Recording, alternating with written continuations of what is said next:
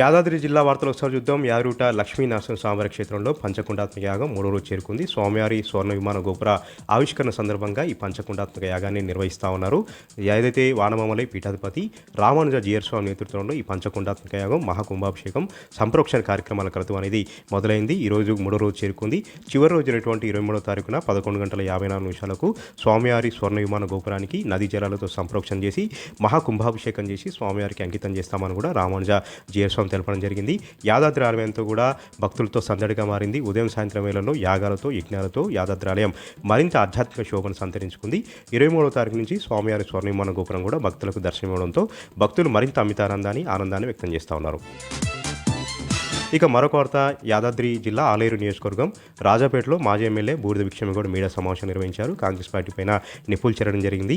రేవంత్ రెడ్డి నిర్లక్ష్య ధోరణితో ఆంధ్రాకు లబ్ధి చేకూర్చేలాగా సాగునీటి విషయంలో నిర్లక్ష్యం ఉండడంతో యాదాద్రి భువనగిరి జిల్లాలో నీటి వాటా అందక చాలా పంట పొలాలు ఎండిపోతున్నాయని కూడా ఆయన ఆవేదన వ్యక్తం చేయడం జరిగింది. ప్రధానంగా కాళేశ్వరం ప్రాజెక్టుని పండబెట్టడంతో కాళేశ్వరం ప్రాజెక్టుని రిపేరు చేయకుండా నిర్లక్ష్యం చేయడంతో యాదాద్రి భువనగిరి జిల్లాకు రావాల్సినటువంటి గోదావరి జలాలు రాక పంట పొలాలను కూడా ఎండిపోతున్నాయని ఆయన వాపోయారు. కృష్ణా గోదావరి నదుల్లో సాధించినటువంటి వాటాను సాధించకుండా రేవంత్ రెడ్డి నిర్లక్ష్యంగా వ్యవహరించడం వల్లనే ఆంధ్రాకు లబ్ధి చేకూరుతోంది. తెలంగాణ రైతాంగాన్ని పొట్టగొట్టేలాగా తెలంగాణ రైతానికి నష్టం చేకూర్చేలాగా కాంగ్రెస్ పార్టీ వ్యవహరిస్తుందని కూడా ఆయన సందర్భంగా ఆగ్రహం వ్యక్తం చేశారు. ఇక నల్గొండ జిల్లా వార్తలు ఒకసారి చూద్దాం. నల్గొండ జిల్లాలో పోలీసులు విజయం సాధించారు. మోస్ట్ వాంటెడ్ క్రిమినల్ అయినటువంటి మహారాష్ట్రకి సంబంధించినటువంటి తార్ గ్యాంగ్ సభ్యుడు అష్రఫ్ ఖాన్ అలీని పోలీసులు ఎట్టకేలకు అరెస్ట్ చేశారు. ఈ నెల 9న నార్కెట్పల్లి మండలం గోపులాయపల్లి వద్ద బస్సులో ఒక వ్యక్తి 25 లక్షలు తీసుకెళ్తుండగా అష్రఫ్ ఖాన్ 25 లక్షలు కూడా దొంగిలించడం జరిగింది.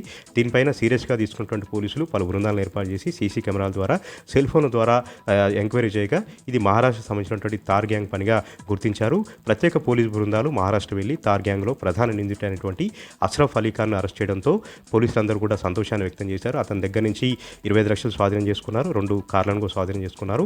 తార్ గ్యాంగు దేశవ్యాప్తంగా ఏటీఎం దొంగతనాలు, బ్యాంకు దొంగతనాలు, రాబరీలో ఆరితేరినటువంటి గ్యాంగుగా పోలీసులు చెప్తా ఉన్నారు. ఆ గ్యాంగ్లో ప్రధాన నిందితుడైనటువంటి అష్రఫ్ అలీ ఖాన్ను పోలీసులు అరెస్ట్ చేయడంతో అందరూ కూడా ఊపిరి పీల్చుకున్నారు.